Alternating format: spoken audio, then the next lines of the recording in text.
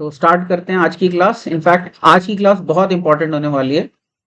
There waves में एक phenomenon होता है that is reflection and transmission of waves, और ये बच्चों को बिल्कुल समझ नहीं आता है। जनरली मैं एक्सपीरियंस से बोल रहा हूँ, बच्चों को क्या, टीचर्स को भी शुरू में नहीं समझ, मुझे खुद ही नहीं समझ में आता था एक टाइम पे। और देख लेते थे कोई पॉपुलर बुक्स में क्या लिखा हुआ है तो काफी जुगाड़बाजी से इनफैक्ट कुछ भी लिख देते थे, और उसका रिगरस डेरिवेशन मिसिंग होता था। तो आज की क्लास में मैं तुम लोगों के लिए ये सस्पेंस खत्म करूंगा कि कैसे होता है रिफ्लेक्शन और ट्रांसमिशन, और इसका मैं रिगरस मैथमेटिकल डेरिवेशन देने वाला हूँ।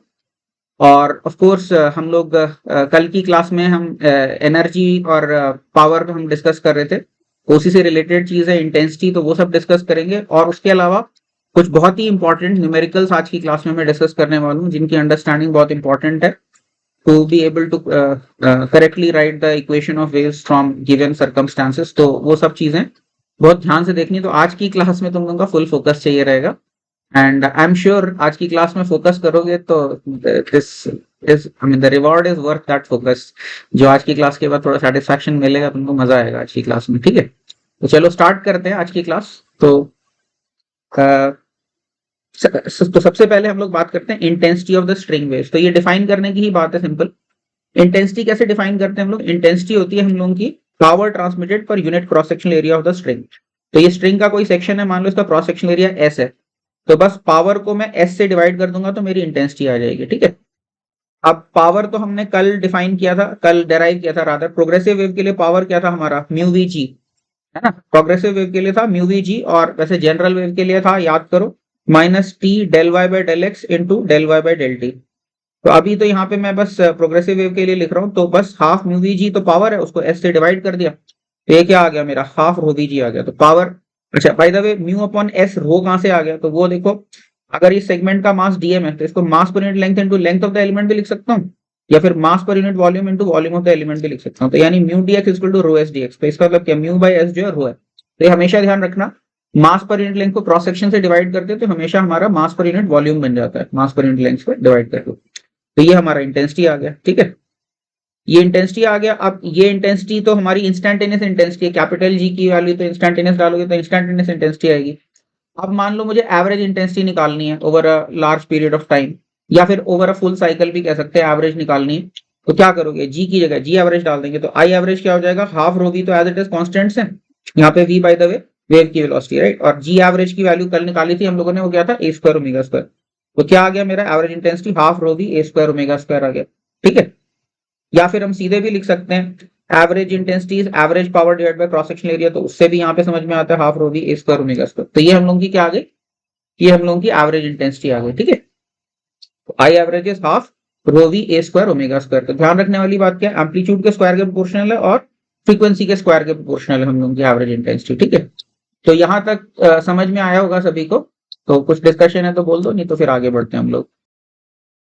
अब इसके आगे जो मैं चीज करने जा रहा हूँ, बच्चों को बहुत आलस आता है खुद अपने हाथ से करने में, और इस तरह के क्वेश्चन इनफैक्ट टेस्ट में पास में पूछे गए हैं, और टेस्ट में इस तरह का काम करना मतलब आसान नहीं होता है, बच्चों को लगता है बहुत टाइम कंज्यूमिंग है, तो बच्चे छोड़ ही देते हैं इस तरह का क्वेश्चन टेस्ट में। तो इसलिए मैं आज तो जो उसके अंदर बुल वर्क है वो सारा मैं तुम लोगों को करके दे रहा हूँ। तुम लोग का बस फाइनल रिजल्ट बस याद रख लेना, तो टेस्ट में तुम्हारा काम बन जाएगा। तो ये चीज है, इनफैक्ट ये भी जनरली बुक्स में बहुत अच्छे से इसको फॉर्मली एक्सप्लेन नहीं किया होता है, तो अभी थोड़ा सा ध्यान दो, समझ में आएगी क्या चीज है ये। तो है क्या हमारे पास? Average power of superposition of two sinusoidal waves. मतलब एक साइन वेव जा रही है, मान लो स्ट्रिंग में लेफ्ट से राइट जा रही है, एक और साइन वेव जो है वो राइट से लेफ्ट जा रही है। अब ये दोनों वेव सुपरपोज कर रही हैं, तो अब इसका पावर कैसे रिलेटेड होगा? ऑफकोर्स हम चाहें तो बेसिक फॉर्मूले से हमेशा ही डेराइव कर सकते हैं, जो minus T del Y by del x into del Y by del T. लेकिन अगर मान लो इंडिविजुअल पावर्स पता है, मान लो इसका पावर P1 और इसका पावर P2 है, तो क्या P1 और P2 के टर्म्स में इसके पावर को एक्सप्रेस कर सकते हैं? तो आंसर है बिल्कुल एक्सप्रेस कर सकते हैं। तो वो क्या है फॉर्मूला? अच्छा सा फॉर्मूला आता है, वो अभी डेरिवेशन हम लोग देख लेते हैं, ठीक है। तो अच्छा, एंटी पैरेलल का केस, और बाद में हम लोग पैरेलल का केस भी देखेंगे कि पैरेलल के केस में पावर्स कैसे हम लोग के कंपाउंड होते हैं, ठीक है।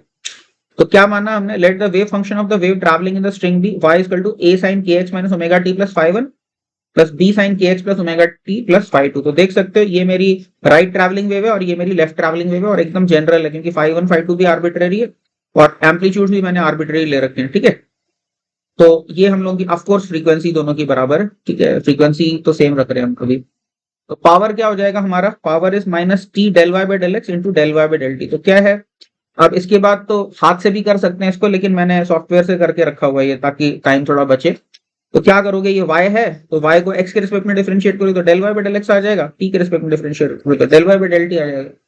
अब दोनों को मल्टीप्लाई करोगे तो कुछ तो आएगा, तो वो मल्टीप्लाई करके जो आएगा वो मैंने यहाँ पे डायरेक्टली लिखा हुआ है। तो वो सॉल्व करोगे तो क्या आ जाएगा, माइनस टी के ओमेगा और अंदर में आएगा a square cos square of k x minus omega T plus 5 plus b square cos square k x plus omega T plus 5 ये आ जाता है हम लोगों का। ठीक है, तो अभी एवरेज पावर क्या हो जाएगा, average power simply minus T के ओमेगा और इसकी एवरेज वैल्यू और इसकी एवरेज वैल्यू, तो इसकी एवरेज वैल्यू तो हो जाएगी, याद करो कॉस स्क्वायर ओमेगा टी की एवरेज वैल्यू होती है 1/2, तो इसकी एवरेज वैल्यू 1/2 डाल दो और यहाँ पर भी एवरेज वैल्यू 1/2 डाल दो। तो यहाँ पे क्या आ जाएगा, माइनस ए स्क्वायर बाई 2 और डी स्क्वायर बाई 2, तो टी के ओमेगा बाई 2 कॉमन निकाल लो बाहर, तो अंदर क्या आ गया ए स्क्वायर माइनस डी स्क्वायर।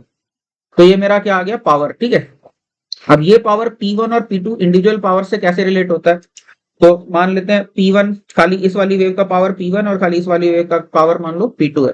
तो P1 और P2 में कैसे रिलेशन निकलेगा, तो देखो, तो y1 मेरा a sin kx minus omega T plus 5 और y2 ये है, तो P1 क्या हो जाएगा, minus T del y1 by del T into del del y1 by del X. अब उसको भी बस इसकी वैल्यू डाल के सॉल्व करना है, इसका x के रिस्पेक्ट में डेरिवेटिव निकाल सकते हो, t के रिस्पेक्ट में डेरिवेटिव निकाल सकते हो, दोनों को मल्टीप्लाई कर दो और माइनस टी से मल्टीप्लाई कर दो। तो ये क्या आ गया मेरा, a square k t omega cos square of k x minus omega T plus 5, ये तो आ गया वेव 1 का पावर। ठीक है, अब यहाँ पे देख सकते हो ये वाला जो टर्म है ए square k t omega cos square k x minus omega T plus 5, ये एग्जैक्टली यही वाला टर्म है, माइनस माइनस प्लस कर लो, तो ये पहला टर्म जो है इसको इससे टी के ओमेगा से मल्टीप्लाई करके यही वाला P1 पावर आ जाता है मेरा। ठीक है, इसी तरह से दूसरी वेव का पावर क्या है मेरा, minus T into del Y two by del T into del Y two by del X. तो वाई टू की वैल्यू उठा के डाल दो ये वाले, इसको करते हो तो ये आ जाता है minus b square k t omega cos square of k x plus omega T plus 5 और वापस ये वाला भी टर्म अगर देखो P2 वाला, तो ये जो मेरा टोटल वेव के अंदर पावर आया था उसका ये सेकंड टर्म यही है, इज इट नॉट। तो इसका मतलब क्या है, पावर हम सिंपली ऐड कर सकते हैं, अगर एंटी पैरेलल वेव्स हैं, इसका पावर P1 है और इसका पावर P2 है, तो इंस्टेंटेनियस पावर तो सिंपली P1 प्लस P2 हो जाएगा। ठीक है, और instantaneous power P1 plus P2 हो जाएगा, तो इसका तो एवरेज पावर भी P1 average plus P2 average हो जाएगा, क्योंकि average of a sum is equal to sum of the averages. ठीक है, तो इसलिए हम सीधे सीधे इसको इस तरह से लिख सकते हैं। ठीक है, तो क्या लिखा हमने, thus the power of superposition of two oppositely directed sinusoidal waves is simply superposition of the powers of the individual component of traveling waves। जब भी oppositely directed दो waves आ रही, इसका पावर P1 है, इसका पावर P2 है, तो net power जो ट्रांसफर हो रहा है वो कहीं पर भी वो सिंपली P1 प्लस P2 है। ठीक है, और P1 और P2 इंडिविजुअली जो है साइन उनके क्या होंगे, तो लेफ्ट ट्रेवलिंग वेव का पावर पॉजिटिव आएगा और राइट ट्रेवलिंग वेव का पावर नेगेटिव आएगा हमेशा। ऐसा क्यों है, क्योंकि याद करो हमारा पावर क्या है, minus T into del Y by del x into del Y by del T. ठीक है, और del Y by del T क्या होता है हमारा, ये पार्टिकल वेलोसिटी। तो याद करो del Y by del T अपने आप में क्या होता है, that was minus we del Y by del x. ये हम लोग काफी बार इक्वेशन लिख चुके हैं, पार्टिकल वेलोसिटी और वेव वेलोसिटी को रिलेट किया था हमने, आई थिंक लेक्चर 1 में रिलेट किया था। तो इसका मतलब क्या, del Y by del t और del Y by del x का तो अपोजिट साइन होगा। ठीक है, अगर मेरी राइट ट्रैवलिंग वेव है, तो यानी अगर अपोजिट साइन हो गया तो del Y by del t और del Y by del x जो है हमारे, इनका जो प्रोडक्ट है ये नेगेटिव होगा और एक माइनस टी और बैठा हुआ है, तो राइट ट्रैवलिंग वेव के लिए क्या हो जाएगा, ये प्रोडक्ट नेगेटिव और एक और नेगेटिव, तो यानी पॉजिटिव हो जाएगा। तो राइट ट्रैवलिंग वेव का पावर हमेशा पॉजिटिव होता है, इसी तरह से लेफ्ट ट्रैवलिंग वेव का जो पावर होगा वो हमेशा नेगेटिव होता है। ठीक है, तो यहाँ पे ऑब्वियसली P1 और P2 जो है साइंड वैल्यूज है पावर की। ठीक है, और नहीं तो इंडिविजुअली लेफ्ट में इतना पावर है, राइट में इतना पावर है, तो फिर वो मैग्नीट्यूड सब्ट्रैक्ट करने पड़ेंगे तुमको, या फिर साइंड वैल्यूज डाल के ऐड कर सकते हो। ठीक है, क्या लिखा, this power of superposition of two oppositely directed sinusoidal waves is simple superposition of the powers of the individual components of the travelling waves. तो आई होप ये समझ में आया होगा, सिंपल ही है मैथमेटिक्स, मतलब हाथ से करने में कॉम्प्लिकेटेड है, बट एज सच आइडिया कोई कॉम्प्लिकेटेड नहीं है। तो आई होप इसमें कुछ डिस्कशन पॉइंट है तो बोल दो, अदरवाइज हम लोग आगे बढ़ते हैं। इसके बाद हम लोग बात करते हैं power of superposition of two sinusoidal waves parallel velocities. तो अभी तो क्या था, एक वेव इधर आ रही थी, एक वेव इधर से आ रही थी, तो दोनों ऐसे ऐसे अपोजिटली डायरेक्टेड वेव्स थी। अभी क्या है, हम लोग सिमिलरली डायरेक्टेड, मतलब एक वेव इधर जा रही है, दूसरी वेव भी इधर ही जा रही है, तो दोनों पैरेलल वेव्स ही हैं, यानी एक ही स्ट्रिंग में दोनों वेव्स का सुपरपोजिशन करा रहे हैं और सेम डायरेक्शन में वेव चला रहे हैं। तो अब इस केस में हमारा जो पावर का फॉर्मूला होगा वो P1 और P2 के टर्म्स में कैसे कंपाउंड होगा वो अब हम लोग देखते हैं। तो क्या लिया हमने, वापस मेथड तो हमारा सेम ही रहने वाला है, बस तुमको करके दे दे रहा हूँ सारी मैथमेटिक्स ताकि फाइनल रिजल्ट याद रखो। बाकी तो कोई इतना कॉम्प्लिकेटेड नहीं है, बस बेसिक्स लगाते जाएंगे, डेरिवेशन होता जाएगा। तो क्या है, मान लेते हैं मेरी कोई वेव है y1 plus y2 is equal to a sin kx minus omega T plus y1 plus b sin kx minus omega T plus y2। वापस देखो ये मैंने जनरल कर दिया, a और b अलग अलग हैं, phi1 phi2 कुछ भी हो सकते हैं, आर्बिट्री कांस्टेंट्स है, ये भी आर्बिट्री कांस्टेंट है, तो बिल्कुल जनरल हम लोग बात कर रहे हैं, ठीक है। तो वापस अभी पावर निकालते हैं, तो पावर के लिए क्या करोगे, इसका x के रिस्पेक्ट में डेरिवेटिव ले लो, इसका t के रिस्पेक्ट में डेरिवेटिव ले लो, दोनों को मल्टीप्लाई कर दो और फिर माइनस टी से मल्टीप्लाई कर दो, उसको माइनस टेंशन जो है वो वाला कैपिटल टी, ठीक है। तो ये जब सॉल्व करते हो तो इसमें क्या आता है, वापस टी ओमेगा के बाहर आएगा और अंदर में क्या टर्म्स आते हैं, तो अभी यहाँ पे देखो ए square cos square of k x minus omega T plus 5 आया, इसी तरह का कुछ टर्म पहले भी आया था। फिर उसके बाद B square cos square k x minus omega T plus 5 आया, इस तरह का भी टर्म पहले आया था, लेकिन एक टर्म और आया मेरा, क्या वो आया 2ab cos of k x minus omega T plus 5 into cos of k x minus omega T plus 5। तो ये 2ab टाइप का एक टर्म यहाँ पे एक्स्ट्रा आ गया जब सिमिलरली डायरेक्टेड वेव्स है। तो ये क्यों ऐसा हो रहा है, तो ये इस तरह की बात है, ए प्लस बी होल स्क्वायर में एक 2ab एक्स्ट्रा आता है, लेकिन ए प्लस बी इंटू ए माइनस बी में ए स्क्वायर माइनस बी स्क्वायर आता है, कोई 2ab टाइप की चीज नहीं रहती।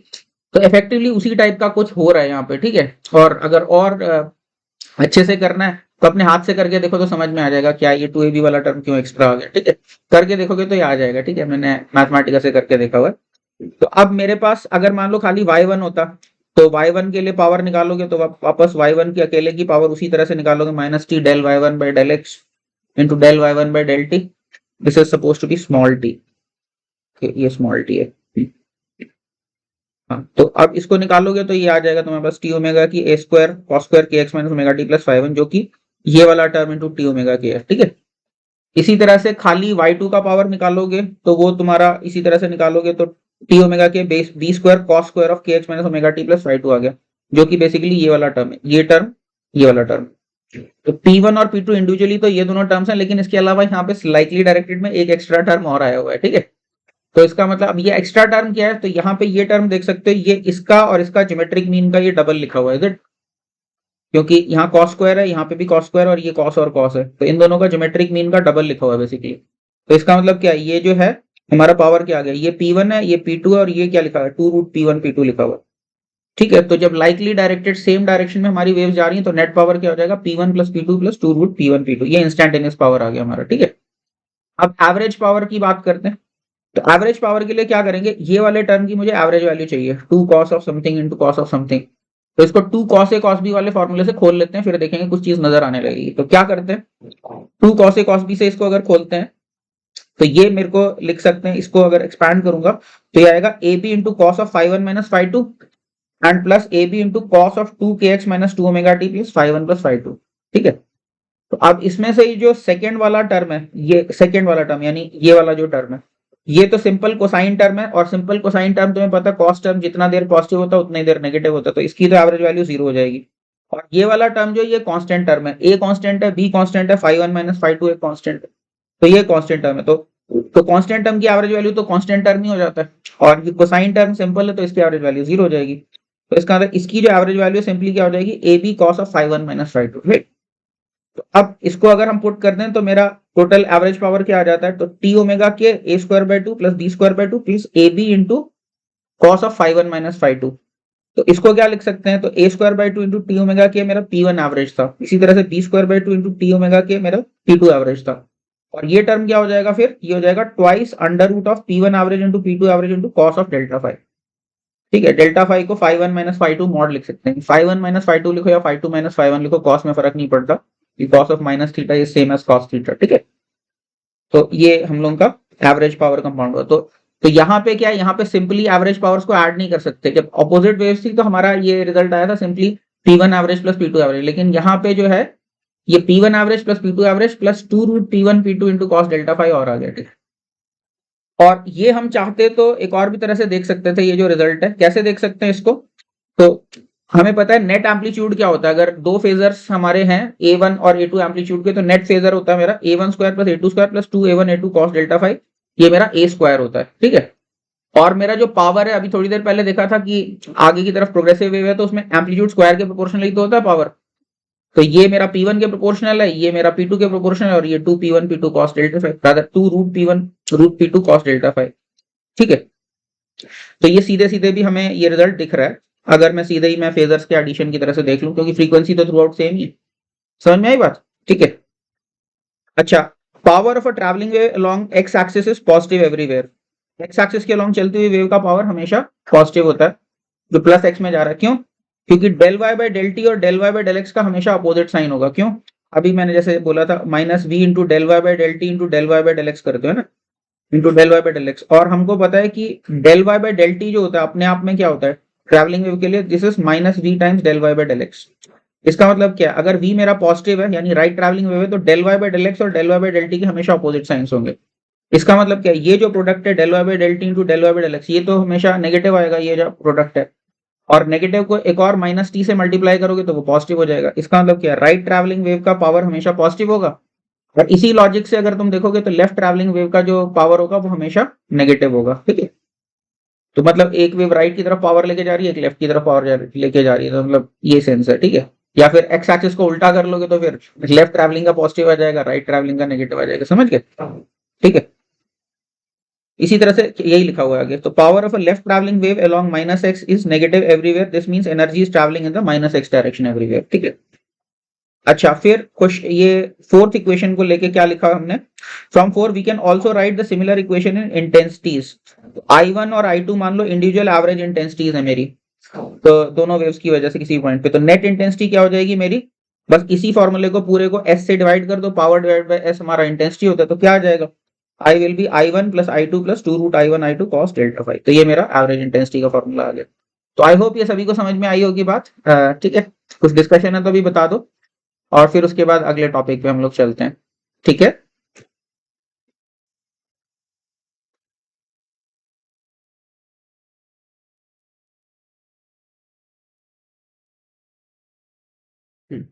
इसके बाद हम लोग बात करते हैं energy per unit length of a superpose sinusoidal wave anti parallel case. तो अभी क्या है, कल हम लोगों ने एनर्जी पर यूनिट लेंथ निकाली थी कि अगर एक तरफ जा रही है वेव तो उसकी क्या होगी। तो अभी मेरे पास दो वेव्स हैं, एक लेफ्ट की तरफ जा रही है, एक राइट की तरफ जा रही है। ऑफ कोर्स इनकी एनर्जी हमारे निकालने के लिए हमारे पास फॉर्मूला है half mu del Y by del x का square, sorry del Y by del t का square plus v square del Y by del x का स्क्वायर। उससे डायरेक्टली निकाल सकते हैं, लेकिन मैं चाहता हूं कि ये फॉर्मूला इजी फॉर्म में क्या आता है वो रिजल्ट हमें पता रहे। तो मतलब मान लो EL1 इसकी एनर्जी और EL2 इसकी एनर्जी है, तो टोटल एनर्जी को हम क्या लिख सकते हैं, तो वो हम लोग देखना चाहते हैं। ठीक है, तो मान लो वेव है मेरी, अच्छा पैरेलल केस की अब बात कर रहे हैं, जब सेम डायरेक्शन में दोनों, सॉरी एंटी पैरेलल केस की बात कर रहे हैं, जब एक वेव इधर जा रही है और एक वेव इधर जा रही है, तो फिर क्या होगा average energy per unit length. तो मान लेते हैं कोई वेव सुपर पोजिशन के बाद क्या बनी, A sin kx minus omega T plus five one, ये मेरी राइट ट्रैवलिंग वेव है, और B sin kx plus omega T plus five two ये मेरी लेफ्ट ट्रैवलिंग वेव है। तो अभी टोटल एनर्जी क्या हो जाएगी, EL will be half mu del Y by del t square plus v square del Y by del x square. अब ये तो मेरी प्रोग्रेसिव वेव ही है ना, ये तो कोई स्टेशनरी वेव तो है नहीं कि अपोजिट डायरेक्शन में जा रही है, दोनों वेव सेम डायरेक्शन में जा रहे हैं। तो प्रोग्रेसिव वेव के लिए मैं क्या कर सकता हूँ, सीधे इन दोनों टर्म्स को बराबर बोल सकता हूँ। ठीक है, तो y को सब्स्टिट्यूट करो और उसके बाद k को ओमेगा बाई वी डालो। इनफैक्ट सिंप्लीफाई भी कर सकते थे इसको directly, sorry I am really sorry, actually I mixed up the two things. ये पैरेलल वेव, ये ट्रैवलिंग वेव नहीं है, ये काइंड ऑफ एक फॉरवर्ड वेव है, एक बैकवर्ड वेव है। So ignore the whatever I said in last about 30 seconds. Okay, हाँ, तो ये बेसिक से ही लगाना पड़ेगा। यहाँ पे ये दोनों टर्म्स बराबर नहीं होने वाले, प्रोग्रेसिव वेव के लिए जो अगले सेक्शन में हम करेंगे उसके लिए बराबर है, यहाँ पे ये दोनों टर्म्स अनइक्वल हैं। तो बस करना कुछ नहीं है, वापस ये y पता है तो del Y by del t निकल जाएगा, del Y by del x निकल जाएगा, तो सब कुछ डाल दो और हाफ म्यू से मल्टीप्लाई करो। तो सॉल्व करके क्या आता है, वो मेरे पास आ जाता है mu omega square a square cos square of k x minus omega T plus five one and plus b square cos square k x plus omega T plus five two. और ये जो है अगर तुम देखोगे तो ये y1 और y2 का इंडिविजुअल पावर निकालोगे तो वो not power, energy per unit length, उनका सिंपल समेशन आ जाता है। तो एक वेव लेफ्ट जा रही है, एक वेव राइट जा रही है, तो energy per unit length is simple summation of the two energies per unit length. ठीक है, I hope this is clear to everybody. कोई डिस्कशन है तो अभी बोल सकते हैं, फिर आगे चलते हैं हम लोग। अब हम लोग करने वाले हैं जब पैरेलल हैं, मतलब दोनों की दोनों वेव्स जो है, एक वेव और दूसरी वेव दोनों सेम डायरेक्शन में चल रही हैं, और अब एनर्जी पर यूनिट लेंथ निकालनी और individual energies per unit length पता है, तो अब हम जानना चाहते हैं कि क्या बनेगी हमारी नेट एनर्जी। ठीक है, तो अब वापस वही ले लिया, y equal to y1 plus y2 equal to a sin kx minus omega T plus five one plus b sin kx minus omega T plus five two. अब ये देखो ये दोनों वेव्स मेरी राइट ट्रैवलिंग वेव्स हैं। Okay, तो EL क्या होगा, EL मेरा वही formula half mu del Y by del t square plus v square del Y by del x square. लेकिन अभी क्या है, यहाँ पे मुझे पता है ये दोनों टर्म्स बराबर हैं क्योंकि ये अभी प्रोग्रेसिव वेव है। ठीक है, तो ये इन दोनों को बराबर करना है, यानी इसका मतलब इसी को डबल कर दो, इसको डबल कर दो तो 2 2 को खा जाएगा और ये खाली ये बचेगा mu del Y by del t का होल स्क्वायर। ओके, अब इसको ये y है तो del Y by del t निकाल के होल स्क्वायर करना है, तो वो करोगे तो अभी यहाँ पे देखो, यहाँ पे दिख रहा है एक 2ab का टर्म आएगा, ठीक है, तो सेम डायरेक्शन में एक 2ab का टर्म आ रहा है, तो एक का स्क्वायर दूसरे का स्क्वायर और फिर ये 2ab इंटू दिस। तो अब ये क्या है, इंडिविजुअली देखोगे तो ये मेरी फर्स्ट वेव की एनर्जी बनती है mu omega square into this, और ये मेरी सेकंड वेव की एनर्जी बनती है, और ये फिर क्या है, ये ज्योमेट्रिक मीन का डबल लिखा हुआ है, ठीक है। तो क्या बन जाएगा एनर्जी, तो EL will B total energy per unit length क्या बनेगा, EL1 plus EL2 plus 2 root EL1 EL2। तो ये मेरी इंस्टेंटेनियस एनर्जी तो ऐसे कंपाउंड होती है, ठीक है, फर्स्ट की एनर्जी सेकंड की एनर्जी और फिर दोनों का ज्योमेट्रिक मीन का डबल। ओके, और एवरेज में क्या होएगा, तो एवरेज में वापस ये टर्म को 2 कॉस ए कॉस बी से एक्सपैंड करोगे तो वो सम की तरह से आएगा वापस, जैसे पिछले सेक्शन में हमने देखा था एक कि इसकी एवरेज वैल्यू में एक प्योर कोसाइन टर्म उसका एवरेज 0 हो गया था और एक कॉस डेल्टा फाई आया था हमारे, तो वही चीज यहाँ पे भी बिल्कुल सेम होगी, चाहो तो रिवाइंड करके देख सकते हो बाद में, ठीक है। तो ये वही है, मतलब जो अभी थोड़ी देर पहले किया था, तो मैंने दोबारा से पूरी मैथ्स करके नहीं दिखाई, वही cos a cos b 2 cos a cos b से एक्सपैंड करके। तो क्या आ जाता है मेरा एवरेज एनर्जी में फॉर्मूला आ जाता है EL equal to EL1 plus EL2 average, total EL average is EL1 average plus EL2 average plus 2 root of EL1 average EL2 average into cos of delta phi. तो ये आ जाता है हम लोग का, ठीक है। ओके, तो हाँ, और हम चाहें तो इस लास्ट रिजल्ट को ऐसे भी देख सकते हैं, क्योंकि वापस हमें पता है एनर्जी पर यूनिट लेंथ जो होती है एम्पलीट्यूड के स्क्वायर के प्रोपोर्शनल होती है, और एम्पलीट्यूड कैसे ऐड होंगे, अगर मेरी लाइकली डायरेक्टेड वेव्स जा रही हैं तो simply a1 square plus a2 square plus 2a1 a2 cos delta phi type का एम्पलीट्यूड, ठीक है। तो इससे भी हमको दिख रहा है इससे जो एनर्जी पर यूनिट लेंथ है वो सिंपली इसी फॉर्मूले को ही फॉलो कर रही है, एम्पलीट्यूड स्क्वायर वाले फॉर्मूले को, तो याद करने के लिए आसान रहेगा। अगर ये रिजल्ट याद है तो बस इसी का कॉन्सिक्वेंस है, सेम डायरेक्शन में तो इसी का कॉन्सिक्वेंस है, अपोजिट डायरेक्शन में सिंपली ऐड हो जाते हैं, ठीक है। तो याद रखने में कोई ज्यादा कॉम्प्लिकेटेड नहीं है, ठीक है। हालांकि हाथ से मैथ्स करने में काफी मेहनत लगेगी, इसको हाथ से अगर करोगे तो है कुछ नहीं, मतलब बस बुलवर्क के सिवा कुछ नहीं है, ठीक है। तो ये यहाँ तक सबको समझ में आ गया तो फिर ठीक है, और नहीं तो कुछ डिस्कशन है तो बोल दो, कैन रेज योर हैंड। ठीक है, तो फिर आगे बढ़ते हैं। अभी ये जो क्वेश्चन है ये बहुत ही अच्छा क्वेश्चन है, ये जिस भी सोर्स के अंदर है वहां पे ये डबल स्टार मार्क क्वेश्चन है, यानी बहुत अच्छा क्वेश्चन में उसको माना गया। I think Serway and Jewett का है या फिर रेसनिक का है, फॉरगेटिंग, और may be Young and Freedman. तो बहुत ही अच्छा क्वेश्चन है, देखते हैं है क्या, इससे काफी सारे कॉन्सेप्ट में निकालने वाला हूँ। माने कॉन्सेप्ट तो एक ही है लेकिन उसको अच्छे से समझना जरूरी है, तो बहुत सारे इसको वेरिएशंस करूंगा इसी क्वेश्चन पे। तो अभी ध्यान से समझो, पहले बेसिक क्वेश्चन क्या है वो देखते हैं। क्या a sinusoidal wave is propagating along a straight string lying along positive x axis। तो कोई धागा होगा पॉजिटिव एक्स एक्सिस के along, उसके ऊपर साइनसॉइडल वेव चल रही है मेरी, ठीक है। और ये जो ग्राफ दिया ये किसका दिया हुआ है, displacement versus time graphs are given for two particles located at x equal to 0 and x equal to 0.09। तो मेरे को एक पार्टिकल है x इक्वल टू 0 पे जो ऊपर नीचे जा रहा है, तो उसका जो वेरिएशन है मेरा डिस्प्लेसमेंट वर्सेस टाइम, वो मेरा ग्रीन कलर का ग्राफ है, ठीक है। ये x इक्वल टू 0 वाले पार्टिकल का, और एक और पार्टिकल होगा जो उससे थोड़ा सा आगे x इक्वल टू 0.09 पे होगा, वो भी ऊपर नीचे जा रहा है, तो उसका जो वेरिएशन है डिस्प्लेसमेंट वर्सेस टाइम का, वो ये रेड वाले ग्राफ से दिया हुआ है, ठीक है। तो पूछा क्या है हमको, what is the wavelength if two particles are within one wavelength of each other and wave is travelling to the right. तो हमें पूछा है कि वेवलेंथ कितनी है अगर ये दोनों पार्टिकल्स जो विद इन वन वेवलेंथ है और वेव मेरी राइट की तरफ चल रही है, ठीक है।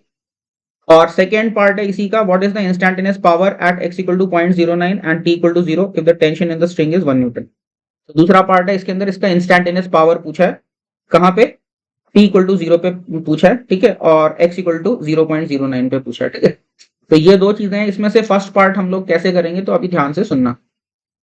तो अच्छा, इस ग्राफ के अंदर एक चीज देख लो, ये 0.0 है और यहाँ पे ये इंटरसेप्ट देखो, ये 0.01 है तो ये 0.02 है, इंटरसेप्ट दिख रहा होगा, ये 0.03 है, और ये पॉइंट क्यू है, ये मान के चलो क्वेश्चन में ही दिया हुआ है कि ये वाला जो इंटरसेप्ट है ये 0.02 और 0.03 का बाइसेक्टर, यानी ये 0.025 है, ठीक है।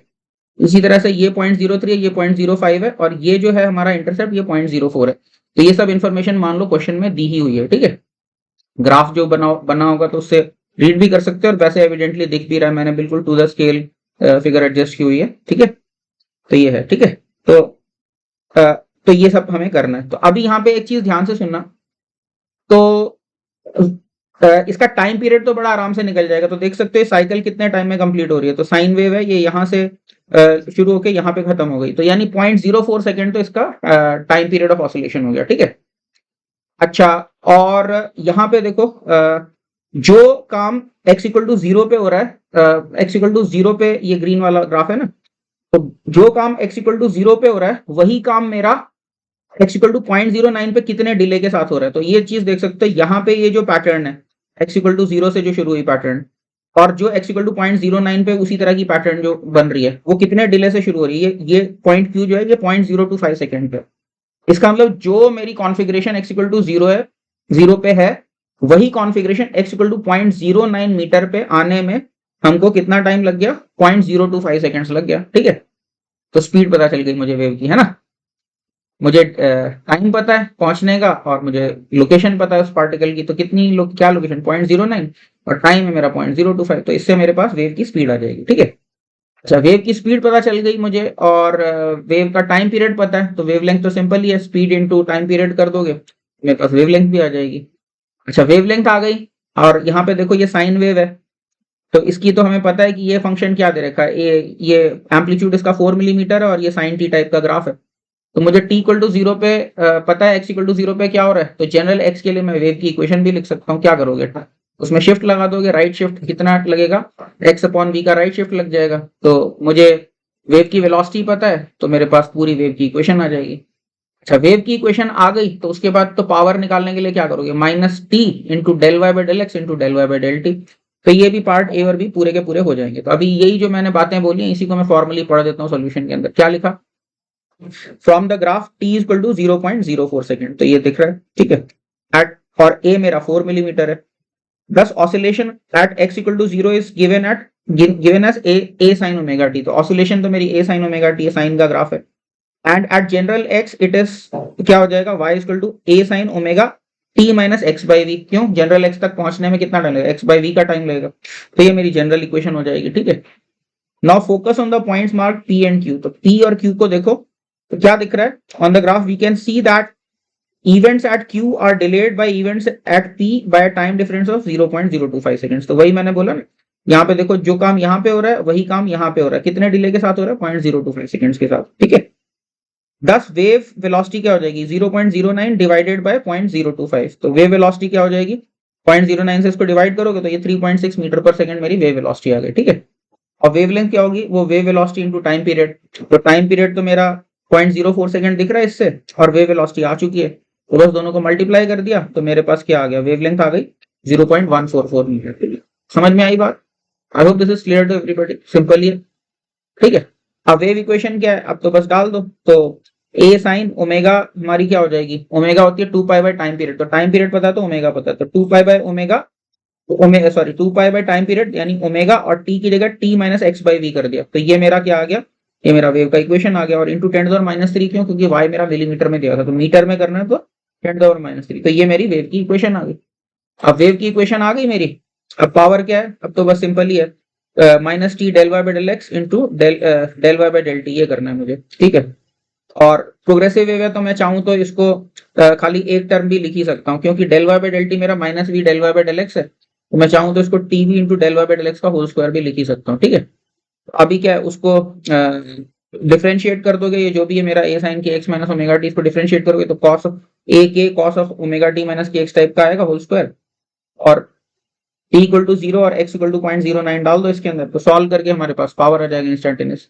तो वो अगर कैलकुलेट करते हो तो इंस्टेंटेनियस पावर मेरा आ जाता है 0.109 वॉट आ जाता है, ठीक है। I hope this is clear to everybody, ठीक है। ये अगर सेटल्ड है तो मैं आगे बढ़ूंगा, ये इंपॉर्टेंट क्वेश्चन है, बहुत ध्यान से इसको समझ लो, उसके बाद ही फिर आगे बढ़ूंगा, कॉन्सेप्चुअल क्वेश्चन है, ठीक है, ओके।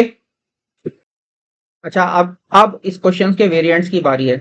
तो अभी तो पहले हमें दिया था कि क्वेश्चन में ये लिखा था कि ये दोनों पॉइंट्स जो विद इन वन वेवलेंथ है, मैं पढ़ना भूल गया था सॉरी, बट ये क्वेश्चन के अंदर दिया हुआ था कि the points are within one wavelength of each other. देखो लिखा है ना, what is the wavelength if two particles are within one wavelength of each other and wave is travelling to the right. Probably पढ़ा भी होगा।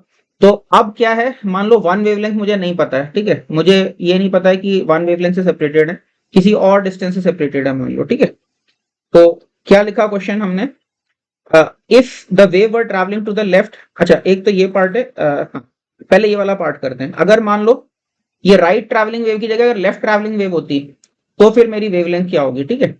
और variants बाद में देखते हैं। तो पहले अभी खाली राइट ट्रैवलिंग की जगह लेफ्ट ट्रैवलिंग होती तो क्या होता। तो अभी सोचो लेफ्ट ट्रैवलिंग वेव होती तो इवेंट्स पहले मेरे पास x इक्वल टू 0.09 पे हो रहे होते और बाद में मेरे x इक्वल टू 0 पे इवेंट्स हो रहे होते, क्योंकि कॉन्फ़िगरेशन मेरी राइट से लेफ्ट जा रही होती, राइट।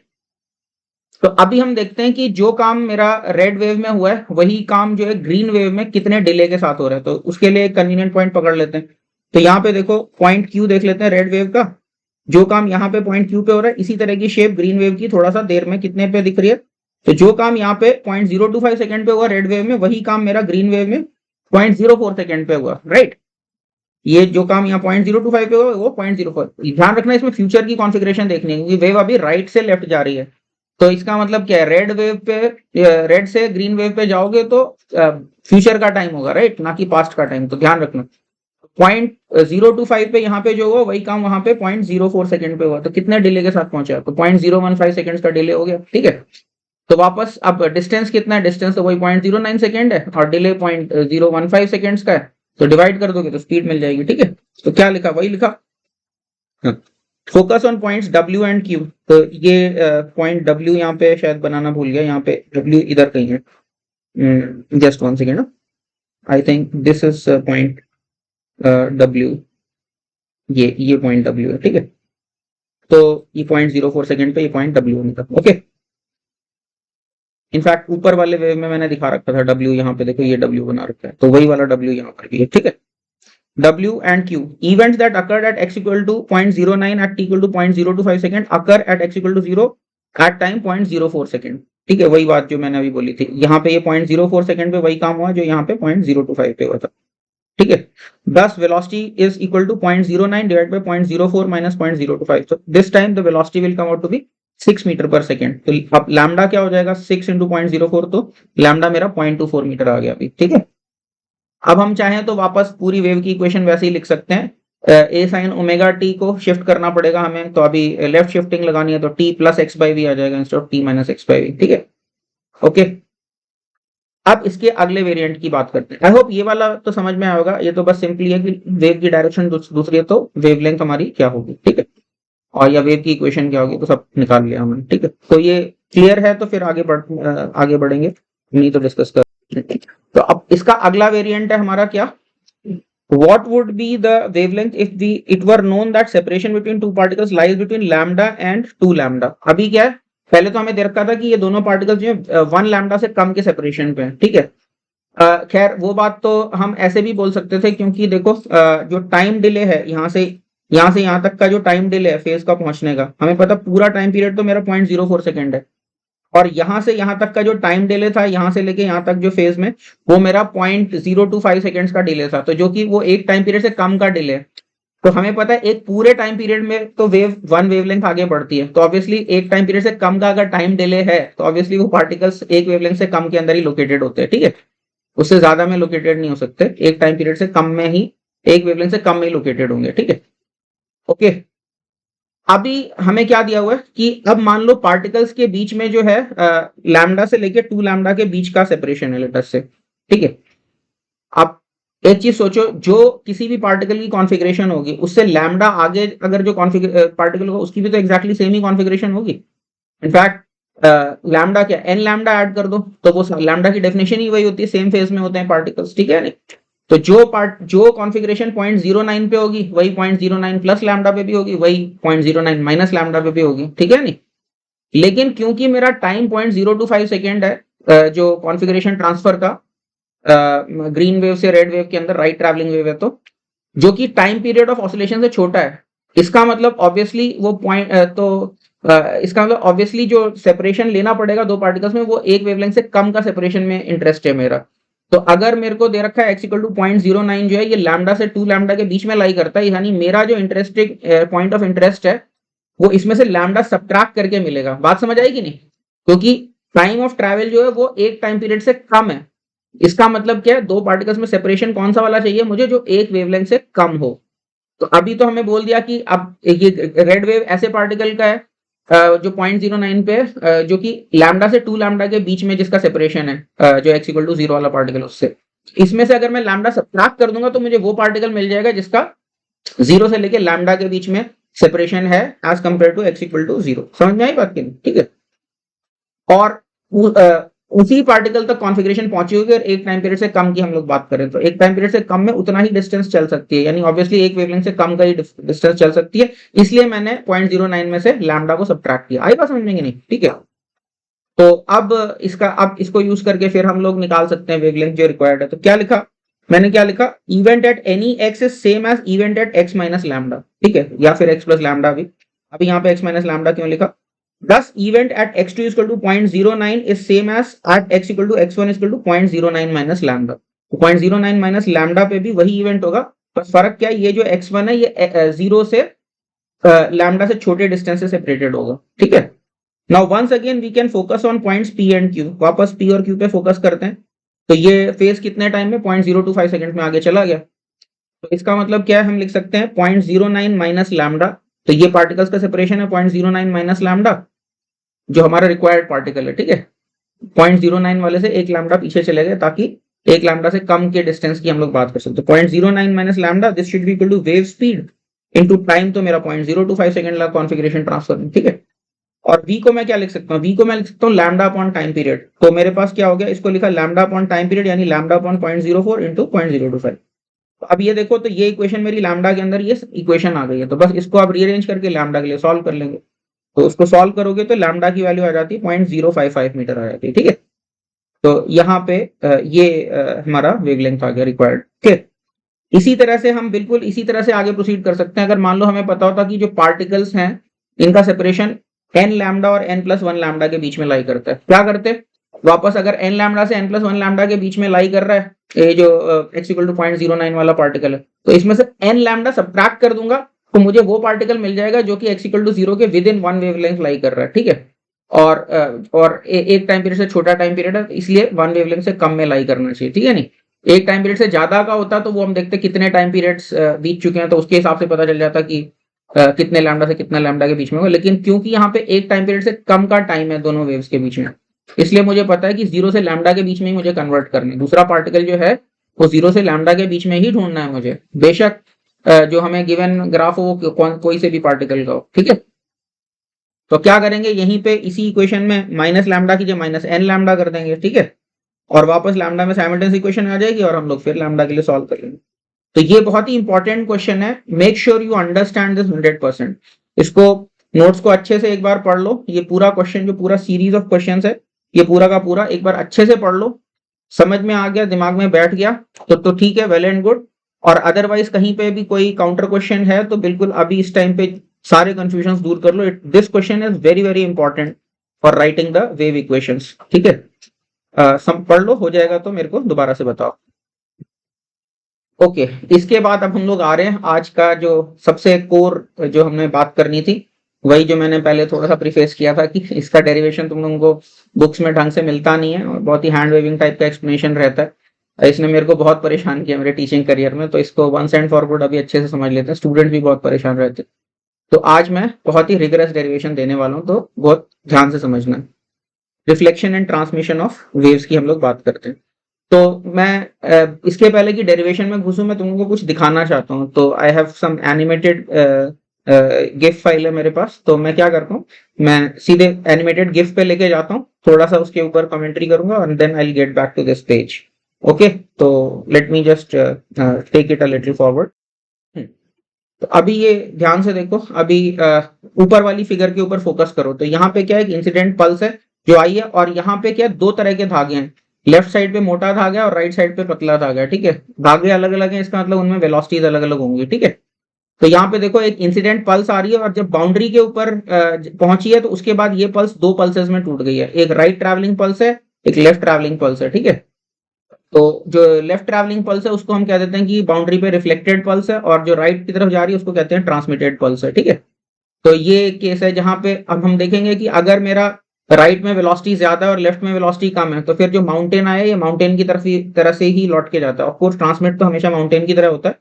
तो माउंटेन आया तो छोटा माउंटेन बन के पीछे की तरफ रिफ्लेक्ट हो रहा है। ठीक है, ये क्यों होता है, कैसे होता है, ये सारी मैथमेटिक्स अभी थोड़ी देर बाद हम लोग देखेंगे, तो एकदम समझ में आएगी बात कि हो क्या रहा है और क्यों हो रहा है। ठीक है, और जब मेरा V2 ग्रेटर देन V1 है, जैसे सेकंड केस में दिखाया हुआ है V2 is greater than V1, sorry not second case, first case में V2 greater than V2 less than V1 अगर है तो उसको हम कहते हैं रिफ्लेक्शन फ्रॉम डेंसर मीडियम। तो उस केस में देखो आया तो आएगा तो ये माउंटेन की तरह, अभी देखो वेट करते हैं थोड़ा, दोबारा से पल्स आएगी। देखो माउंटेन आ रहा है, नीचे वाली फिगर पे फोकस करो, माउंटेन आया और ये देखो रिफ्लेक्ट हुआ और ट्रांसमिट तो माउंटेन हुआ और रिफ्लेक्ट क्या हुआ, रिफ्लेक्ट वैली की तरह रिफ्लेक्ट हो रहा है, ठीक है। और जो वैली की हाइट है वो माउंटेन की हाइट से कम है, तो यही होता है। तो जब डेंसर मीडियम से रिफ्लेक्शन होता है तो एक हम कहते हैं कि पाई शिफ्ट हो गया, इन्वर्टेड हो गया या पाई शिफ्ट हो गया, एक ही बात है, ठीक है। जबकि रेयर मीडियम से जब हमारा रिफ्लेक्शन होता है तो कोई पाई शिफ्ट नहीं होता, mountain goes back as a mountain. लेकिन डेंसर मीडियम से जब होता है तो mountain goes back as a valley. तो ये सारी कहानी क्यों होती है, तो इसके लिए अब हम लोग वापस चलते हैं अपने डेरिवेशन की फिगर जहां पे हमने बनाई है उसके ऊपर हम लोग वापस चलते हैं। तो मेरा जो डेरिवेशन है वो दो फैक्ट्स के ऊपर बेस्ड है। एक चीज देखो, कभी भी वेव मेरी जा रही है, बेशक रस्सी की डेंसिटी, मास डेंसिटी लेफ्ट और राइट में अलग अलग है, लेकिन अगर जॉइंट मेरा बना हुआ है तो जॉइंट के राइट साइड के पार्टिकल का जितना डिस्प्लेसमेंट होगा लेफ्ट साइड के पार्टिकल का भी एक्जैक्टली उतना डिस्प्लेसमेंट होना चाहिए, नहीं तो जॉइंट टूट जाएगा या हम कहें रस्सी टूट जाएगी, इज इट नॉट। तो सबसे पहली बात तो है कि जो भी मेरी बाउंड्री है, रिफ्लेक्टिंग बाउंड्री जो भी है मेरी, यानी रिफ्लेक्टिंग बाउंड्री मतलब बेसिकली बाउंड्री कोई मैं रिफ्लेक्टिंग बाउंड्री कह रहा हूँ, उधर रिफ्लेक्टेड जनरेट हो रही है हमारी, ठीक है। तो इस बाउंड्री के राइट साइड में जो डिस्प्लेसमेंट होगा इतना ही डिस्प्लेसमेंट मेरा जस्ट लेफ्ट साइड पे होगा। समझ में आई बात की नहीं, ठीक है। तो मैंने क्या मान लिया, इंसिडेंट वेव तो मान ली y i equal to f i of x minus v1t, ठीक है। रिफ्लेक्टेड वेव मान ली y r equal to f r of x plus v1t। यहाँ पे ध्यान रखना रिफ्लेक्टेड वेव और इंसिडेंट वेव दोनों में वेलोसिटी v1 रहेगी क्योंकि धागा सेम है।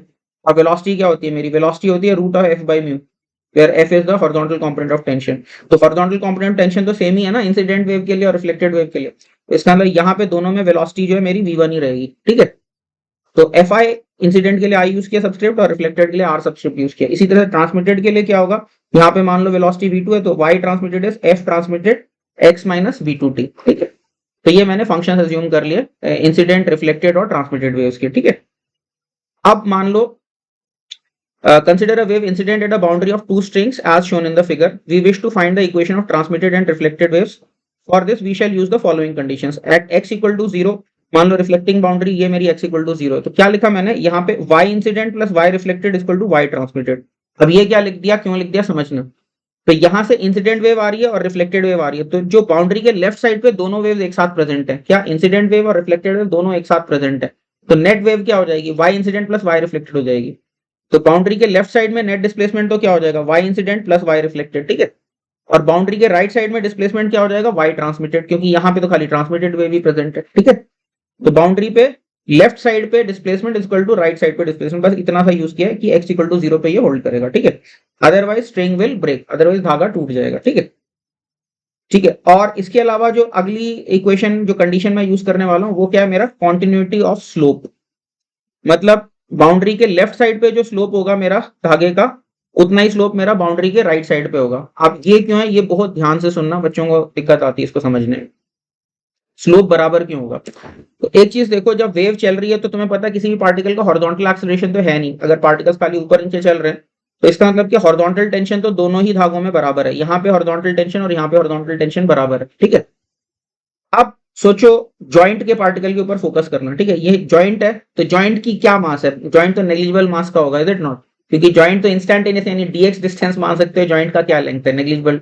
तो जॉइंट को एक तरह से कह सकते हो कि मासलेस पार्टिकल जैसा ही है जॉइंट। अब मासलेस पार्टिकल है तो उसके ऊपर नेट फोर्स हमेशा 0 होना चाहिए, ठीक है। अभी है क्या, ये मासलेस पार्टिकल समझो ये जॉइंट का पार्टिकल है, ये फिगर देखना ध्यान से। तो ये जॉइंट का पार्टिकल है, इस जॉइंट के लेफ्ट साइड पे कुछ स्लोप है और राइट साइड पे कुछ स्लोप है, यानी स्लोप मतलब भागे का ही तो स्लोप होगा ना, लेफ्ट साइड के स्ट्रिंग की कोई शेप है, उस शेप की टैंजेंट है, तो ये लेफ्ट साइड की स्ट्रिंग इस तरफ टेंशन लगा रही है और राइट साइड की स्ट्रिंग जो है उसको इसी तरफ टेंशन लगाना पड़ेगा। क्यों, क्योंकि मासलेस पार्टिकल पे नेट फोर्स 0 होना चाहिए, और दो टेंशन का रिजल्टेंट अगर 0 है इसका मतलब वो दोनों टेंशन इक्वल एंड अपोजिट है।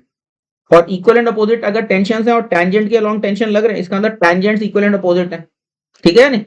इसका मतलब, और टैंजेंट अगर इक्वल एंड अपोजिट है इसका मतलब क्या है, जो स्लोप मेरा जॉइंट के लेफ्ट साइड पे वही स्लोप मेरा जॉइंट के राइट साइड पे, ठीक है। तो इसलिए मैंने क्या लिखा, y dash i plus y dash r is equal to y dash transmitted, क्योंकि लेफ्ट साइड पे मेरा y dash i plus y dash r slope होगा और राइट साइड पे मेरा y डैश टी स्लोप होगा। तो स्लोप क्यों इक्वल होंगे, ये बात समझ में आएगी नहीं, क्योंकि अगर स्लोप्स इक्वल नहीं होंगे तो वो हम देख सकते हैं, वो कॉन्ट्रडिक्शन भी मैंने दिखाया, स्लोप्स इक्वल नहीं होंगे तो एक धागा जो इस तरफ लगाएगा टेंशन T1 और दूसरा धागा T2, मतलब T अगर मान लो सेम भी हो जाए, वैसे तो T सेम मान सकते हो स्मॉल स्लोप के लिए, T अगर सेम भी हो गए तो भी इनका रिजल्टेंट जीरो कभी भी नहीं हो सकता है। क्यों? दो वेक्टर्स किसी एंगल पे लग रहे हैं तो जीरो कैसे होगा? अगर नॉन जीरो वेक्टर्स लग रहे हैं किसी एंगल पे तो उनका सम कभी भी जीरो नहीं हो सकता अनलेस वो 180 डिग्री पे ही है, ठीक है। तो इसका मतलब क्या, ऐसे स्लोप पॉसिबल नहीं है कि एक वर्टिकल एक हॉरिजॉन्टल से ऊपर एक हॉरिजॉन्टल से इस तरफ ऊपर, ये पॉसिबल नहीं है, ठीक है। द ओनली पॉसिबिलिटी इज कि दोनों साइड का स्लोप मेरा बराबर, ठीक है। तो क्या लिखा, continuity of slope क्यों लिखा? See adjacent figure, the boundary is a massless point, therefore tension acting on it from two strings must be equal and opposite, thus the slopes must be same at the boundary. If the slopes change abruptly across the boundary, the resultant force on the boundary particle cannot be zero. समझ में आई होगी बात, ठीक है। अच्छा, अब equation 1 को मैंने डिफरेंशिएट कर दिया बाउंड्री पे, तो बाउंड्री पे इक्वेशन 1 मेरी ये है, इसको डिफरेंशिएट कर दिया। तो जब मैं डॉट लिख रहा हूँ इसका मतलब टाइम डेरिवेटिव है, और जब डैश लिख रहा हूँ तो इसका मतलब समझ लेना एक्स के रिस्पेक्ट में पार्शियल डेरिवेटिव्स के लिए मैंने यूज किया डॉट और डैश, ठीक है। तो इसी को डिफरेंशिएट किया टाइम के रिस्पेक्ट में। अब डिस्प्लेसमेंट बराबर है तो वेलोसिटीज भी बराबर होंगी हर इंस्टेंट पे, अगर डिस्प्लेसमेंट बराबर है तो, है ना। तो इसलिए मैं क्या लिख सकता हूँ, y dot i plus y dot r equal to y dot t, क्योंकि y i plus y r equal to y t था, इसलिए ये भी होल्ड करेगा। तो इसमें तो नहीं लगता मेरे को कुछ भी प्रॉब्लम है, सिंपल डिफरेंशिएट किया टाइम के रिस्पेक्ट में फर्स्ट इक्वेशन को। अच्छा, इसके बाद ये वाली जो इक्वेशन है सेकंड इक्वेशन, इसको मैं अच्छे से इसको ट्विस्ट करने वाला हूँ।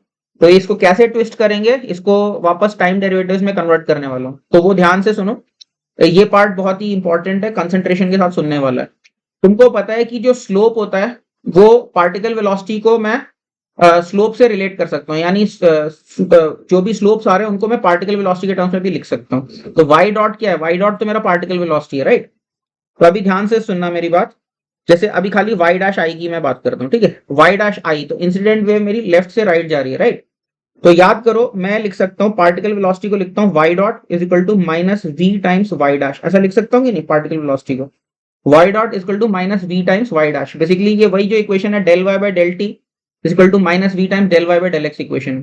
इसका मतलब क्या है कि y dash right travelling wave के लिए वाई डैश को क्या लिख सकते हैं, 1 upon v, in fact minus 1 upon v into y dot लिख सकते हैं। बात समझ आई कि नहीं? अब मेरी इंसिडेंट वेव के लिए वेलोसिटी तो v1 है, ठीक है। तो इसका मतलब क्या है, y dash of incident wave जो है मेरा, सॉरी ये y dash of incident wave जो है मेरा, इसको minus 1 by v one times y incident का डॉट लिख सकते हैं। ये समझ में आया तो बाकी भी समझ में आ जाएंगे। तो मेक श्योर ये समझ में आए कि मैं स्लोप को मैं क्या लिख रहा हूँ, 1 upon velocity times particle velocity लिख रहा हूँ स्लोप को, और माइनस क्यों, क्योंकि मेरी राइट ट्रैवलिंग वेव है तो मेरा वी आई पॉजिटिव है, ठीक है।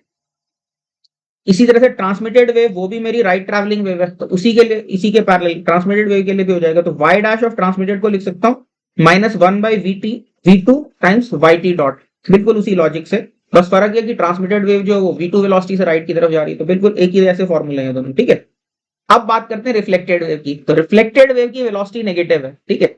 रिफ्लेक्टेड वेव लेफ्ट की तरफ जा रही है, तो उसके लिए क्या होगा, y dash r is equal to plus 1 by v one into y dot r आएगा, समझ गए। और यहाँ पे v1 क्यों, क्योंकि ऑब्वियसली रिफ्लेक्टेड वेव और ट्रांसमिटेड वेव या तो सेमी मीडियम में रही है ना, not transmitted sorry, reflected and incident wave तो सेमी मीडियम में, तो जो इंसिडेंट वेव की वेलोसिटी होगी वही रिफ्लेक्टेड वेव की भी होगी, क्योंकि वेलोसिटी क्या होती है, रूट एफ बाई म्यू होती है। तो एफ तो सेम ही है ना, स्ट्रिंग सेम है तो सब कुछ समझ गए, एफ भी सेम है म्यू भी सेम है। तो इसलिए वहां पे बस ये कि ये प्लस 1 बाई वी1 आएगा, यहाँ पे माइनस 1 बाई वी1 आया था, y dash r will be plus 1 by v one into y dot r, ठीक है। Del Y by del t equal to minus we del Y by del x सब जगह हम लोग यूज कर रहे हैं। अब फायदा क्या हुआ इसको करने का, हमने करा क्यों ऐसा, तो यहाँ पे ध्यान से देखो, जो इक्वेशन 3 है इसमें y डॉट आई और y dot are time derivatives में इक्वेशन 3 है, ठीक है। लेकिन ये जो इक्वेशन 2 है ये स्पेस डेरिवेटिव्स में, तो मैंने क्या किया, ये मैनिपुलेशन यूज करके इसमें y dash i y dash r y dash t को भी मैं टाइम डेरिवेटिव्स के टर्म्स में एक्सप्रेस कर पाऊंगा, ठीक है।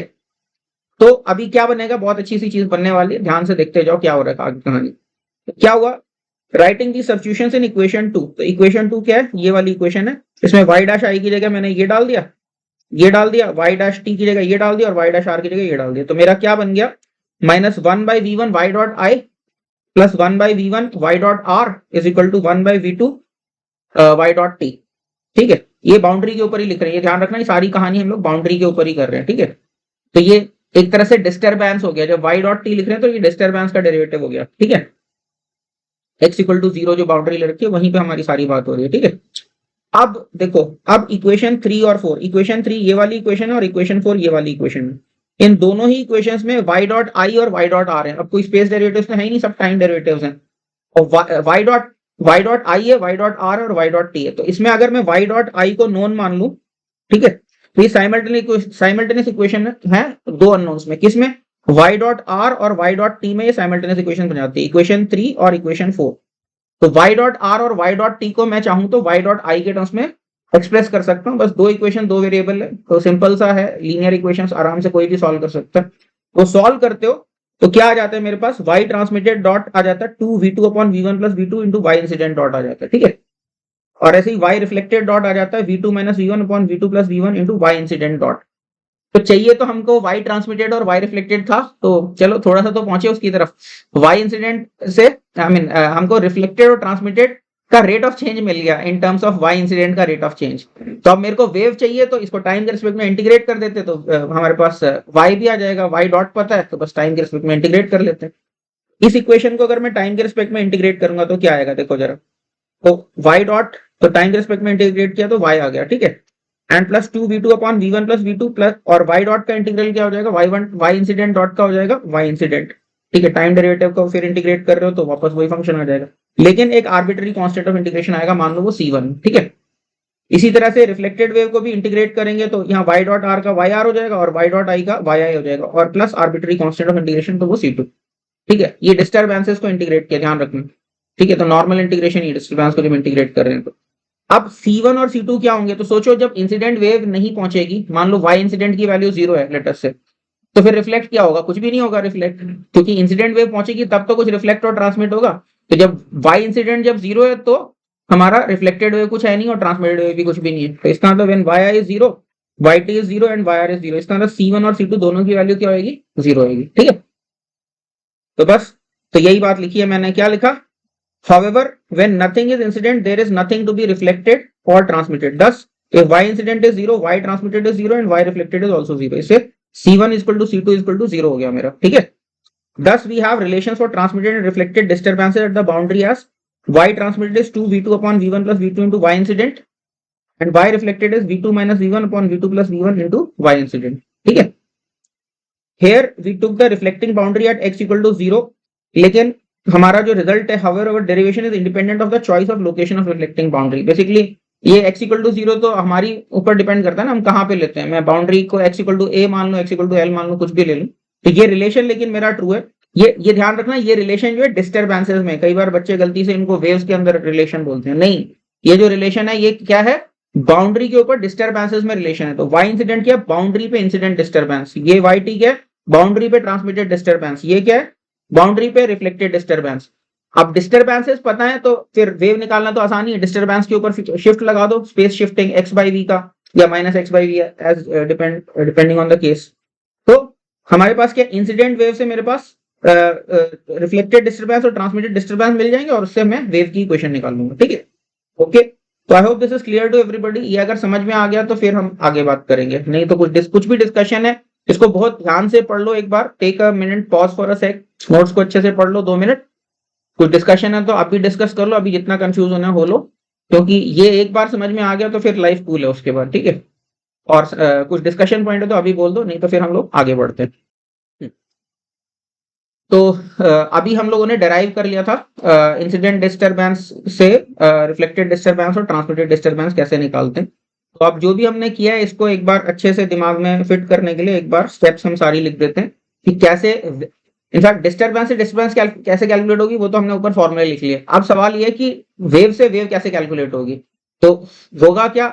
वेव से डिस्टर्बेंस कैलकुलेट होगी, यानी इंसिडेंट वेव से इंसिडेंट डिस्टर्बेंस कैलकुलेट होगी, इंसिडेंट डिस्टर्बेंस से रिफ्लेक्टेड और ट्रांसमिटेड डिस्टर्बेंस कैलकुलेट होगी, और ट्रांसमिटेड डिस्टर्बेंस से ट्रांसमिटेड वेव कैलकुलेट होगी, और रिफ्लेक्टेड डिस्टर्बेंस से रिफ्लेक्टेड वेव कैलकुलेट होगी। तो क्या लिखा हमने, क्या करना है हमको?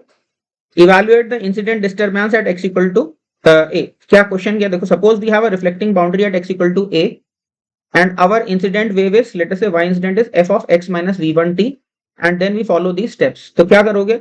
इंसिडेंट वेव से incident disturbance at x equal to a निकालोगे। तो क्या करोगे? यहीं पे x की जगह a डाल दिया, तो इंसिडेंट डिस्टर्बेंस क्या हो गई? f of a minus v1t, ठीक है।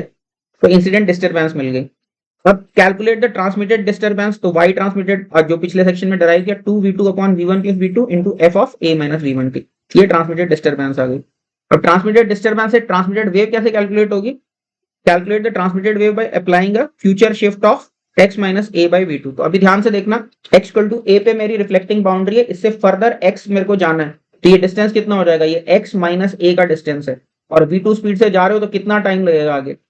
x minus a divided by v2, इतना टाइम लगेगा। तो t माइनस टी नॉट में टी नॉट को x minus a by v2 रख दिया, तो बस यही देखो t minus x minus a by v2 रख दिया, तो ये मेरा ट्रांसमिटेड वेव आ गया। ठीक है, आप क्या करेंगे? रिफ्लेक्टेड डिस्टर्बेंस कैलकुलेट करेंगे। ये वापस फॉर्मूला वही है, y reflected is v2 minus v1 upon v2 plus v1 into incident, sorry कहां पे गया, रिफ्लेक्टेड डिस्टर्बेंस, हाँ, तो बस v2 minus v1 upon v2 plus v1, और ये मेरा क्या बेसिकली इंसिडेंट डिस्टर्बेंस है f of a minus v1 t, देखो यहाँ पे लिखा हुआ है ना, तो ये रिफ्लेक्टेड डिस्टर्बेंस आ गया। अब क्या करोगे? रिफ्लेक्टेड वेव कैसे निकलेगी? अब फ्यूचर शिफ्ट लगाना है, तो ध्यान से देखो x इक्वल टू a पे बाउंड्री है और x equal to x reflected wave पीछे जा रही है, तो ये x जो है ये बाउंड्री के a से छोटा है, तो यानी ये डिस्टेंस कितना है? ये a माइनस एक्स है। ठीक है, तो कितना फ्यूचर शिफ्ट लगेगा अभी? a minus x upon v1 का शिफ्ट लगेगा, क्योंकि v1 वेलोसिटी से भी पीछे की तरफ वेव जा रही है। ठीक है, रिफ्लेक्टेड, तो a minus x by v1 का फ्यूचर शिफ्ट लगा दिया, तो क्या आ गया? y reflected v2 minus v1 upon v2 plus v1 into f of a minus v1 into a जो भी है। ठीक है, बस ये करना। तो आई होप ये स्टेप समझ में आए होंगे कि कैसे इंसिडेंट वेव से पूरी रिफ्लेक्टेड वेव और पूरी ट्रांसमिटेड वेव कैलकुलेट होगी, बीच में डिस्टर्बेंसेस कैलकुलेट करके फिर कैसे करनी। तो ये स्टेप्स दिमाग में एक बार अच्छे से बिठा लो। उसके बाद फिर एक क्वेश्चन मैं बस आज इंट्रोड्यूस करूंगा, आज की क्लास में पूरा सॉल्व नहीं करूंगा, उसको सॉल्व तो मैं कल ही करूंगा। एक बार इन स्टेप्स को देख लो अच्छे से, और अगर कुछ डिस्कशन है तो बोल दो, फिर आगे बढ़ते हैं लोग। हाँ, इसके बाद एक छोटी सी चीज और बताना मैं चाह रहा था, प्रॉब्लम बाद में इंट्रोड्यूस करूंगा। फेज रिलेशंस की मैं बात करना चाहता हूँ कि हमें कैसे पता चलेगा कि जो माउंटेन है वो माउंटेन की तरह जाएगा या वैली की तरह जाएगा। तो ये सब अब क्योंकि मैथमेटिक्स कर सकते हैं तो आप समझना हमारे लिए बहुत आसान है कि ये क्यों माउंटेन की तरह जा रहा है या वैली की तरह जा रहा है। तो देखो यहाँ पे ध्यान से अपना फॉर्मूला दोबारा से देखते हैं, तो ये फॉर्मूला ध्यान से देखना। रिफ्लेक्टेड वेव में क्या आ रहा है? v2 minus v1 upon v2 plus v1 into y incident. अगर तो मेरा v2 जो है v1 से बड़ा है तो ये पूरा फैक्टर मेरा पॉजिटिव हो जाएगा। ठीक है, v2 अगर v1 से बड़ा है तो ये पूरा फैक्टर पॉजिटिव हो जाएगा, इसका मतलब मेरा y इंसिडेंट अगर ऊपर की तरफ है तो y रिफ्लेक्टेड भी ऊपर की तरफ होगा, तो माउंटेन जो माउंटेन की तरह से वापस आएगा। तब अगर v2 मेरा v1 से बड़ा है, v2 अगर मेरा v1 से बड़ा है तो हम कहते हैं रेयर मीडियम। ठीक है, जब बाउंड्री के क्रॉस ज्यादा वेलोसिटी होती है तो हम कहते हैं वो रेयर मीडियम। तो रेयर मीडियम से रिफ्लेक्शन जब होगा तो mountain will go back as a mountain. ठीक है, इसी तरह से अगर v2 मेरा लेस देन v1 हो गया तो मुझे पता है ये वाला टर्म ओवरऑल नेगेटिव हो जाएगा, तो यानी जब इंसिडेंट वेव पॉजिटिव दे रही है डिस्प्लेसमेंट तो रिफ्लेक्टेड वेव का नेगेटिव होगा, तो इसलिए माउंटेन जो होगा मेरा वो वैली की तरह वापस जाएगा। ठीक है, यहाँ से ये चीज समझ में आ रही है। तो यही चीज मेरे एनिमेशन में भी दिख रहा है, यहाँ पे देखो एनिमेशन में बिल्कुल यही चीज हमें समझ में आ रही है। ठीक है, तो v2 अगर लेस देन v1 है तो फिर मेरा पाई का शिफ्ट हो रहा है, यानी इन्वर्टेड हो रही है वेव, और v2 अगर ग्रेटर देन v1 है तो कोई मेरा पाई शिफ्ट नहीं हो रहा है। ठीक है, तो ये अभी मेरे ख्याल से ये समझ में आ गई होगी बात कि क्या हो रहा है और क्यों हो रहा है ऐसा। ठीक है, ये एनिमेशन के थ्रू एकदम क्लियर है। तो यही लिखा हुआ है, देखो क्या लिखा है, recall that v2 minus v1 upon v2 plus v1 into yi, ये y रिफ्लेक्टेड है। दस if v2 is greater than v1 then if yi is positive yr is also positive and a mountain returns as a mountain though a little diminished। हाँ, इसकी value obviously 1 से छोटी होगी तो diminish हो जाएगा, हाइट उसकी कम होगी। ठीक है, thus we say upon reflection from a rarer medium there is no phase change, rarer medium means v2 is greater than v1। ठीक है, और when v2 is less than v1 तो v2 minus v1 upon v2 plus v1 factor जो है ये negative हो जाएगा क्योंकि ये छोटा है और ये बड़ा है। This mountain comes back as a valley, और ये भी डिमिनिश्ड ही होगा ऑब्वियसली मैग्नीट्यूड वाइज जो होगा, क्योंकि नीचे v2 प्लस v1 आ रहा है तो 1 से छोटा ही होगा मैग्नीट्यूड, तो वैली बनेगी और थोड़ा हाइट में कम होगी यानी डेप्थ में कम होगी। Though we say that upon reflection, thus we say that upon reflection from a denser medium there is a phase shift of pi। In fact sinusoidal waves में पाई ऐड कर देते तो वो उल्टा हो जाता है। ठीक है, तो ये वहीं से नोमेनक्लेचर आ रहा है, तो हम पाई शिफ्ट जब बोलते हैं उसका मतलब यही है कि माउंटेन जो है वो वैली की तरह जाने वाला है, तो सिनुसॉइडल से आ रहा है ये जो हमारा, अगर सिनुसॉइडल वेव होती तो फिर पाई ऐड हो जाता वहां पे बाउंड्री पे। ठीक है, now recall that y transmitted क्या है मेरा, y transmitted is 2v2 upon v1 plus v2 into y incident. तो ये जो फैक्टर है 2v2 upon v1 plus v2 ये तो हमेशा ही पॉजिटिव फैक्टर रहेगा, is always positive, this mountain is always transmitted as a mountain. ठीक है, इसलिए माउंटेन हमेशा माउंटेन की तरह जाएगा। Further, if v2 is greater than v1, transmission into a rarer medium, factor 2v2 upon v1 plus v2 is greater than v1।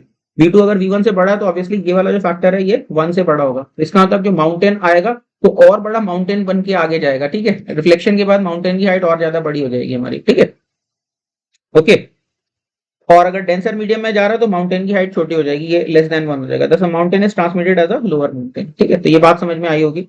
यही चीज यहाँ पे दिखा रखा है कि माउंटेन और वो कैसे जा रहा है, ठीक है। तो बहुत ज्यादा इसमें कुछ डिस्कस करने का नहीं है, एनिमेशन देख लिया तो वही चीज है बेसिकली।